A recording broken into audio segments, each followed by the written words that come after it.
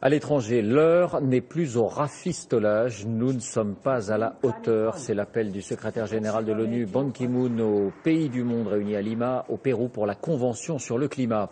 Un pays est souvent cité en exemple pour ses énergies vertes, la Nouvelle-Zélande. Quelques points de repère, cet archipel du Pacifique, grand comme la moitié de la France, mais 12 à 13 fois moins peuplé. L'équation néo-zélandaise, envoyés spéciaux Hakim Abdelkalek, Sylvain Grolot. C'est un pays qui a fait de la pureté de son air et de ses paysages une fierté et un slogan 100% pur. Bienvenue en Nouvelle-Zélande, bienvenue au pays de l'énergie propre. De l'énergie hydraulique, éolienne, solaire ou géothermique. Comme ici à des kilomètres à la ronde, la fumée de la centrale est visible. C'est de la vapeur géothermique, propre et naturelle, qui permet à des millions de Néo-Zélandais d'avoir de l'électricité 100% verte. Nous sommes dans la région de Taupo, au cœur de la Nouvelle-Zélande, une région célèbre pour ses volcans, dont une bonne partie est en sommeil. Mais sous les pieds de Spence McClintock, l'activité volcanique est bien réelle. Du magma, invisible à l'œil nu, est récupéré par des kilomètres de tuyaux dans les profondeurs du sous-sol néo-zélandais. À 2000 mètres sous nos pieds, il y a des fluides à 310 degrés que nous allons directement pomper grâce à notre système géothermique. On remonte tous ces fluides à la surface et ensuite on les sépare de la vapeur. Cette vapeur fait tourner cette énorme turbine qui génère de l'électricité. De l'énergie envoyée ensuite dans le système électrique néo-zélandais. Une centrale à plus de 300 millions d'euros, presque entièrement automatisée et qui produit donc une énergie 100% naturelle. Une seule centrale comme celle-ci permet d'alimenter à peu près une ville de 150 000 personnes en permanence en électricité. Il y en a désormais une dizaine comme celle-ci en Nouvelle-Zélande. La géothermie représente désormais 17% de l'électricité produite dans le pays.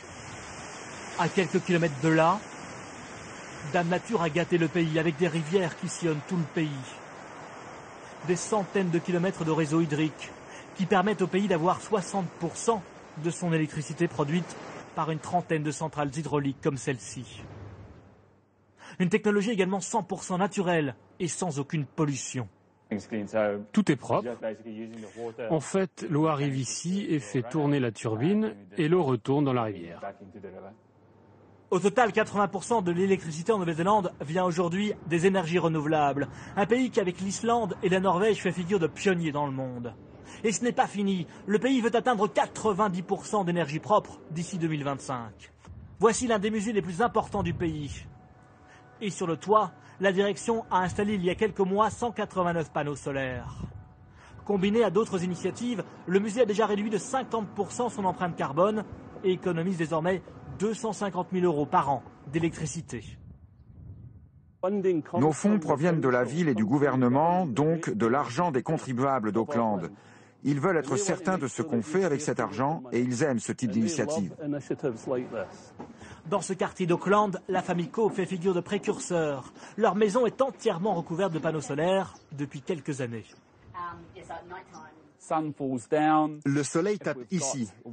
Et si on a la machine à laver qui tourne, les lumières allumées ou quoi que ce soit qui fonctionne dans la maison, l'électricité produite ici va dans la maison. Tout ce qui est en trop est remis dans le système électrique national pour que nos voisins puissent aussi l'utiliser.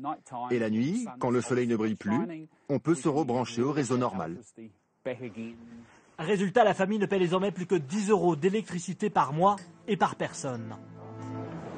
Alors les Néo-Zélandais pourraient-ils vivre d'ici 2050 avec 100% d'énergie verte? Pour les producteurs d'électricité, ce n'est pas impossible, mais ils rappellent une simple évidence. Personne n'est à même de contrôler le vent, le soleil et les pluies.